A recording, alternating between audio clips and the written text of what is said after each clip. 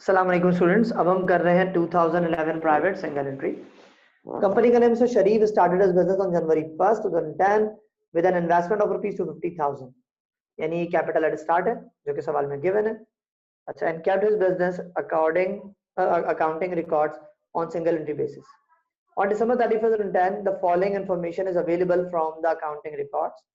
Cash is 60,000, merchandise inventory 80,000, account receivable 70,000, equipment 140,000, account payable 30, note payable at 20,000. The supplementary data for the adjustment on the 31st December 2010, withdrew 1,000 per month cash from the business use. Drawing है, depreciation है, bad debts है, prepaid salary है, accrued rent है। बनानी क्या? prepare statement of profit and loss for the period ended 31/12/2010। ठीक है जी। State profit loss निकालने के लिए आपको पहले कैपिटल स्टार्ट और एट एंड निकालना होता है। स्टार्ट तो गिवन है, पहले निकालेंगे कैपिटल एट एंड। कैसे निकलेगा? हेडिंग डालते हैं पहले। ठीक है, कंप्यूटेशन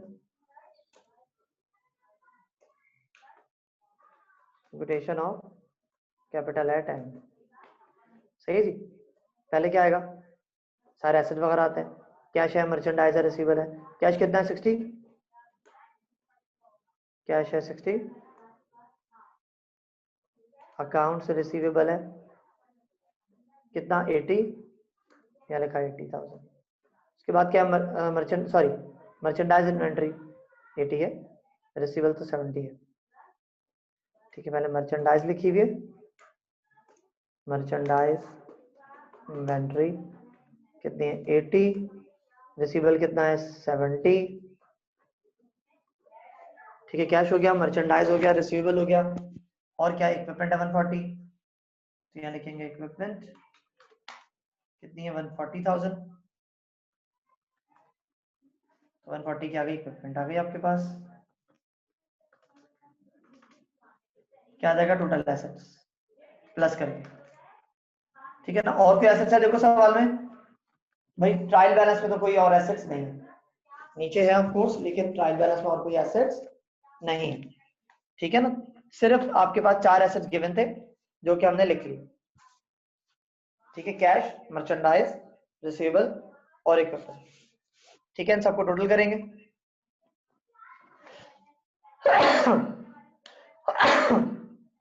क्या आ जाएगा? टोटल एसेट्स कितना आ जाएगा? टोटल एसेट्स प्लस करके 140 प्लस 70 210 प्लस 80 290 350। टोटल एसेट्स आ गया। लेस करेंगे लाइबिलिटीज। कौन कौन सी है? अकाउंट पेबल है 30, नोट पेबल है 20। ठीक है ना। अकाउंट पेबल कितना है? 30, नोट पेबल कितना है? 20,000। ये दोनों जाएंगे माइनस, तो यहाँ लिखा अकाउंट पेबल। अकाउंट पेबल कितना था? 30। नोट पेबल कितना है?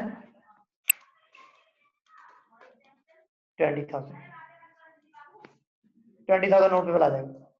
दोनों माइनस किया, कितना आ जाएगा? 3 लाख आपका कैपिटल आ जाएगा। कौन सा कैपिटल है? कैपिटल अटेंड है, 3 लाख आ जाएगा। ठीक है जी, 3 लाख आ गया कैपिटल अटेंड। फिर बनाएंगे statement of profit and loss. पहला आएगा name of company. Name of company होता है mister Sharif. Mister Sharif, mister Sharif. Statement of profit and loss for the period ended December 31st। Date कौन सी लिखी हुई भाई? तो यहाँ डेट लिखी हुई आपके पास December 31st 2010 लिखना है। ठीक है ना भाई। पहले 3 कॉलम बनते हैं, इस पर यहाँ 2 बनेंगे। रुपीज प्रॉफिट लॉस में 2 कॉलम बनते हैं। पहले क्या आएगा? Capital attend. कैपिटल अटेंड कितना है? हमने निकाला है 3 लाख। फर्स्ट कॉलम में आया। इसमें ऐड होता है ड्राइंग, तो सवाल में ड्राइंग है 1000 पर मंथ। तो जनवरी दिसंबर 12 महीने होते हैं, 12 महीने ड्राइंग हो जाएगी।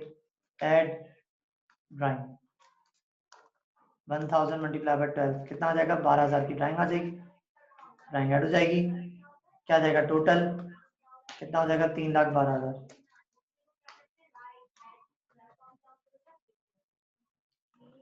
3,12,000 की टोटल आया। लेस करेंगे कैपिटल एट स्टार्ट, कितना पे कैपिटल स्टार्ट 2.5 लाख, ये लिखा हुआ 250,000 कैपिटल स्टार्ट है, यहाँ लिखा 250,000। और क्या लेस होता है? Additional investment. क्या लेस होता है? Additional investment. तो एडिशनल इन्वेस्टमेंट सवाल में नहीं है। जब एडिशनल इन्वेस्टमेंट सवाल में नहीं है तो हम इसको कैपिटल एट स्टार्ट को डायरेक्ट यहीं लिखेंगे पहले वाले कॉलम में, यहाँ से हटा के ये जाएगा आगे, और क्या हो जाएगा लेस, ये 2.5 लाख क्या हो जाएगा माइनस, ठीक है ना भाई, तो ये माइनस करेंगे, ठीक है ना। 3,12,000 माइनस 2.5 लाख क्या आ जाएगा अनएडजस्टेड प्रॉफिट आ जाएगा, ठीक है, क्योंकि कितना आ रहा है 62,000 आपका अनएडजस्टेड प्रॉफिट आ जाएगा, ठीक है जी, ये आ गया अनएडजस्टेड प्रॉफिट। फिर लेस करते हैं एडजस्टमेंट, जिसमें क्या क्या आते हैं सारे एक्सपेंसेस और अनएड। तो लेस एडजस्टमेंट कौन कौन सा एक्सपेंस है भाई, देखो डेप्रिसिएशन लिखा हुआ है इक्विपमेंट 15,000, ये लिखूंगा डेप्रिसिएशन एक्सपेंस कितना है 15,000। और क्या उसके बाद बैड डेट से 5% ऑफ अकाउंट रिसीवेबल, रिसीवेबल कितना है 70,000, इसका लगेगा 5%, ठीक है ना जी। यहाँ लिखा बैड डेट एक्सपेंस, रिसीवेबल कितना है हमारे पास, रिसीवेबल है 70, यहाँ लिखा 70,000 मल्टीप्लाई बाय कितना परसेंट है 5% है, 5%, ठीक है जी। कितना आ जाएगा 70,000 का 5%, 10% बनेगा 7,000, 5% बनेगा 3,500, तो 3,500 आ जाएगा बैड डेट्स। उसके बाद प्रीपेड सैलरी यहाँ नहीं आती, ठीक है, एक्रूड रेंट यानी रेंट एक्सपेंस है, यहाँ एक्सपेंस आता है बैलेंस शीट में पेबल आता है, तो यहाँ का रेंट एक्सपेंस 4,500, तो यहाँ लिखेंगे रेंट एक्सपेंस कितना आ जाएगा 4,500 रेंट एक्सपेंस हो जाएगा। और कोई एक्सपेंस या फिर कोई अनर्न नहीं, तो इनका टोटल करेंगे कितना बनेगा 15 प्लस 3,500 प्लस 4,500, तो कितना हो जाएगा 23,000, ये जाएगा लेस 23,000, 62 माइनस 23 कितना आ जाएगा, जगह ब्लैंक रहेगी, 62 माइनस 23 करो तो 62,000 माइनस 23,000 39,000 आ जाएगा, कितना आ जाएगा 39,000, ठीक है भाई। फिर ऐड करते हैं इसमें एडजस्टमेंट, क्योंकि लेस एडजस्टमेंट थी सारे एक्सपेंस, और अगर कोई अनर्न होता तो वो भी लेस होता। ऐड एडजस्टमेंट में 3 चीजें आती हैं, एक लाइन छोड़ेंगे इसके लिए, 39,000 के बाद क्या लिखेंगे ऐड एडजस्टमेंट, ऐड एडजस्टमेंट्स। इसमें क्या क्या आएगा भाई, प्रीपेड डायरेक्ट डिपॉजिट या कोई इनकम अगर हो तो देखते हैं सवाल में क्या क्या गिवन है। तो भाई यहाँ पे लिखा हुआ है प्रीपेड सैलरी कितना 3,000, प्रीपेड सैलरीज कितना, प्रीपेड सैलरीज 3,000, ये हो जाएगा ऐड, ठीक है, ऐड करेंगे 3,000, 39 प्लस 3 कितना हो जाएगा एडजस्टेड प्रॉफिट 42,000 हो जाएगा,